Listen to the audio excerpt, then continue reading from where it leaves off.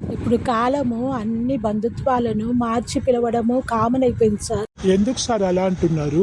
నిజమే కదా సార్, మీరు గమనించలేదా? బంధాలను మార్చి పిలుస్తున్నారు సార్. ఏం ఐడియా రాలేదు సార్. ఇప్పుడు కాలము వాళ్ళు అమ్మని ఏమని పిలుస్తున్నారు సార్? మీరే చెప్పండి సార్. మామ అంటున్నారు కదా సార్.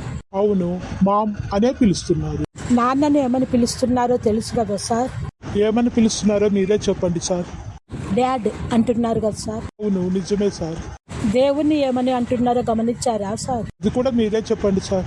గాడ్ అంటున్నారు కదా సార్. అవును సార్. అన్నని కానీ తమ్ముడిని కానీ ఏమని అంటున్నారో గమనించారా సార్? బ్రో అని అంటారు సార్. ఇది గుర్తుకొచ్చింది సార్. అక్కని కానీ చెల్లిని కానీ ఏమని పిలుస్తున్నారో గమనించారా సార్? మీరే చెప్పండి సార్. సిస్ ఆర్ సిస్టర్ అని అంటున్నారు కదా సార్. అయి ఉండొచ్చు సార్. బాబాయిని కానీ మామని కానీ ఏమని అంటున్నారు సార్? అంకుల్ అని అంటున్నారు సార్. కరెక్టే కదా సార్ నేను చెప్పింది? అవును సార్, కరెక్టే. మరి భార్యని ఏమని అంటున్నారు సార్? భార్యనా? ఐడియా లేదు సార్.